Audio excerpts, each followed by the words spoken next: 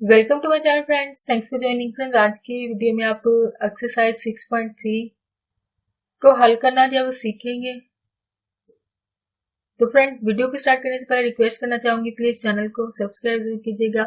इसके लिए subscribe button पर क्लिक कीजिएगा, साथ बेल के आइकन पे भी जरूर क्लिक कीजिएगा। इस पर क्लिक करने से आपको हमारी आने वाली वीडियो की अपडेट मिल सकेगी और आप हमारी वीडियो जो सबसे पहले देख पाएंगे। तो यहाँ पे एक्सरसाइज का पहला सवाल है, आपके सामने लिखा हुआ है। इन सवालों में आपने जमा सीखी है, ठीक है। जमा का मेथड वही है जो आप पहले से सीख रहे हैं।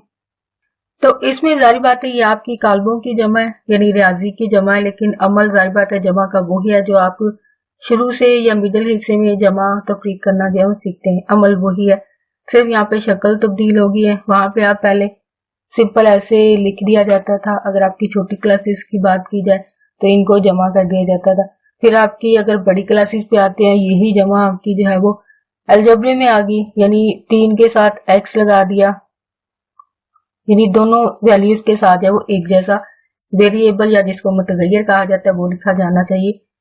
फिर ही आप जो है वो अलजेब्रिक जमा कर सकते हैं, ठीक है। तो फिर आपकी अलजेब्रिक जमा आ गई। उसमें आप क्या करते हैं कि 2x और 3x को ऐसे लिख दिया जाता है। तो जो मुतगय्यर होता है उसके साथ जो अददी सा या कोफिशिएंट कहा जाता है या जिसको नंबर कह सकते हैं, ये जो गिनती लिखी होती है इनको जमा कर देते हैं। दोनों के साथ जमा की अलामत है, तो इसका मतलब क्योंकि अलजबरे में आपकी जो अलामत होती है ये बहुत ज्यादा मायने रखती है, तो आई थिंक इस वाले में भी मायने रखती है। अलजबरे में करो या फिर कालब में करो या फिर सिंपल करो, तो सब में ये माने रखती है। यानी 3 और 2 जमा के कितने हो जाते, 5, और जो मुतगय्यर होता है वो 7 लगेगा। तो ये आपकी अलजेब्रे की जमा होगी। तो सेम अमल आपका यहाँ पे भी अप्लाई होता है, सिंपल। अब यहाँ पे फर्क सिर्फ इतना है कि यहाँ पे ये ब्रैकेट्स लगा के जो है वो रकमें लिख दी गई है। अमल वही है जो आपको यहाँ पे आपके पास ऑलमोस्ट ये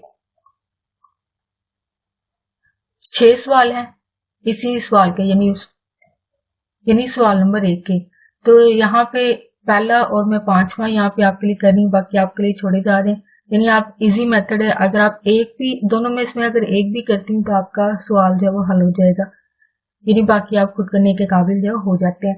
तो यहाँ पे मैं फर्स्ट वाला आपके लिए कर रही हूँ, यह है a जमा b, ठीक है। तो ये आप क्या लिखोगे, इसको देखते हुए आपने इनको लिखना होता है। a जमा b है तो इसका मतलब पहले a के अरकान लिखने आपने, वो है आपके पास 2 3 4 1 5 5 और 4 9 3, दरमियान में जमा की अलामत है तो इसका मतलब जमा लगेगा। तो फिर आगे क्या है, b है। तो b के अरकान आपके पास है 1 2 3 6 1 4 माइनस 2। तो इनको जारी बात है आप जमा करना है। जमा करने का अमल क्या होता है, पहले रुकन को पहले में एलिमेंट को, यानी दूसरे एलिमेंट को दूसरे एलिमेंट के साथ दरमियान में जो भी अलामत है, अगर जमा है तो जमा लिखेंगे, अगर माइनस है तो माइनस लिखेंगे। लेकिन अब यहाँ पे क्योंकि जमा है तो इसका मतलब आप जमा लिखोगे। तो नीचे मेरे पास जगह नहीं है तो मैं इसको आपके लिए यहाँ पे साथ ही लिख देती हूँ, यहाँ पे एरो के साथ जाहिर कर देते हैं। लेकिन जब आप करेंगे तो आप अपने कॉपी के पेज पे नीचे ही करोगे, ठीक है। मेरे पास यहाँ पे जगह नहीं तो इसलिए यहाँ पे लिख रही हूँ। तो क्या करना है आपने, 2 को, पहला रुकन 2 है, यहाँ से 0 है। दूसरा रुकन आपके पास 3 है, दूसरा रुकन आपके पास क्या है, दूसरा रुकन 3 है, तो यहाँ से दूसरा रुकन आपके पास 1 है, ठीक है। इसी तरह आगे चले जाएं, तीसरा रुकन है, तीसरा रुकन यहाँ पे 4 है और दूसरे में 5 है।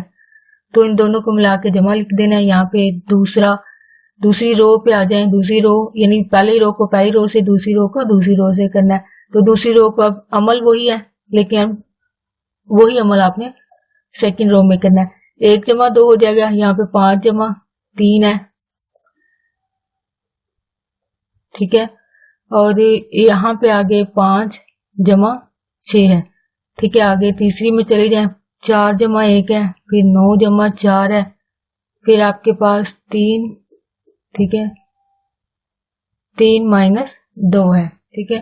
तो अब नेक्स्ट आगे मैं फिर यहीं पे लिख देती हूँ। तो आंसर इसका जो भी बनता है, जमा के बाद ये 2 आ जाएंगे, ये 4 हो जाएगा, ये 9 हो जाएंगे, ठीक है। जमा ही होना है ना, सिंपल सी बात है कि आपने अलामतों के ध्यान में रखना होता है।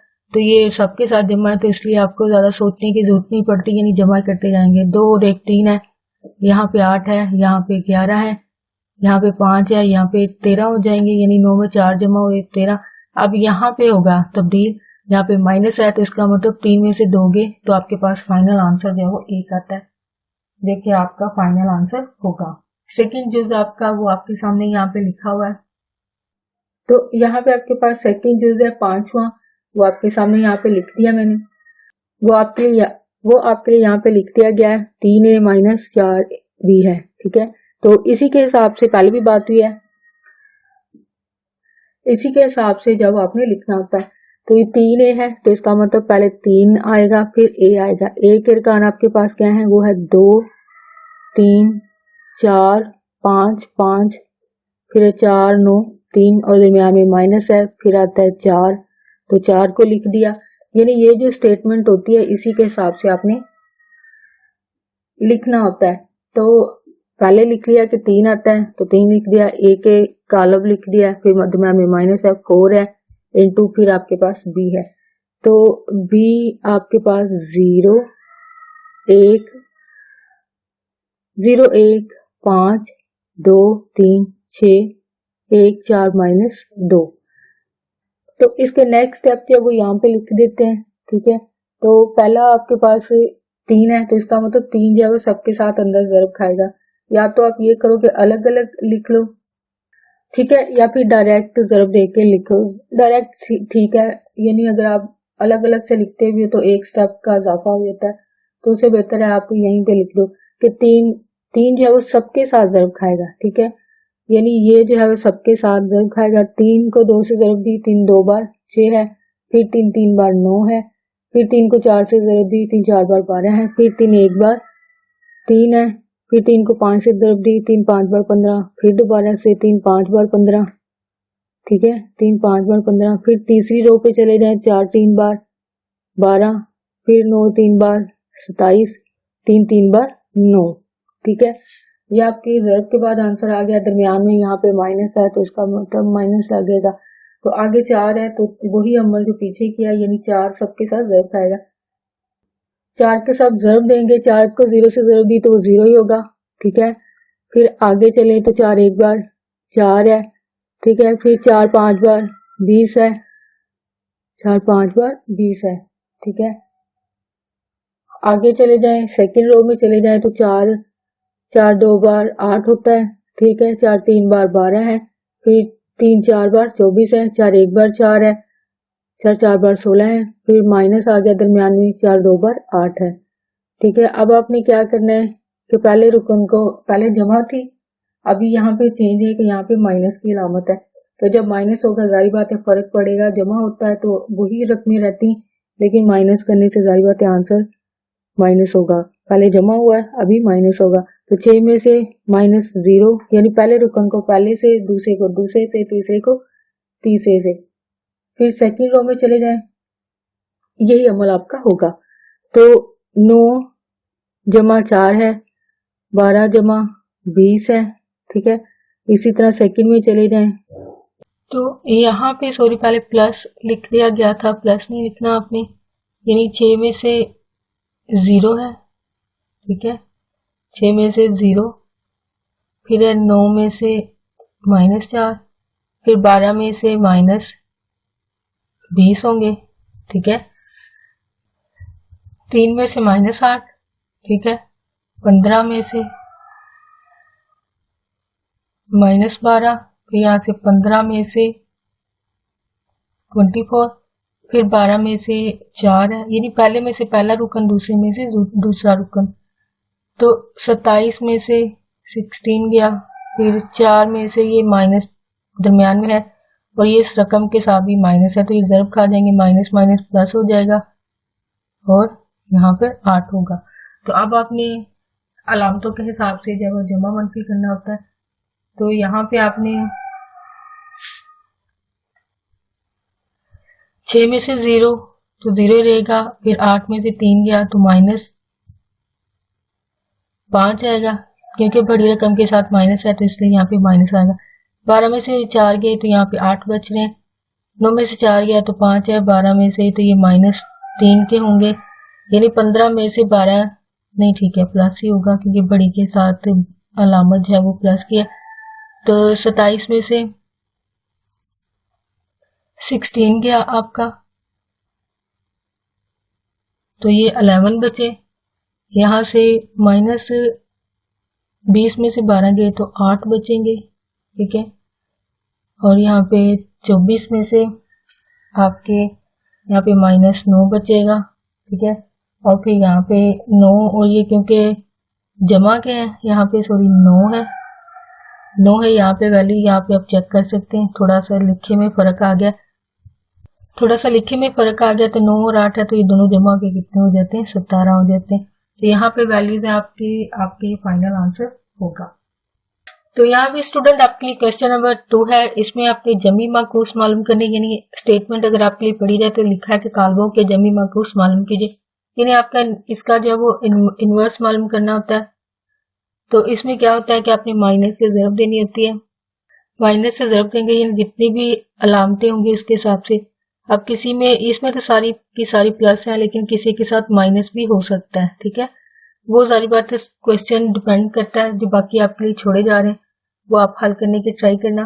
यानी ऑलमोस्ट ये 4 सवाल हैं, 4 से 5 हैं, इनमें से एक में आपके लिए करी, बाकी आप खुद करना क्योंकि इजी है।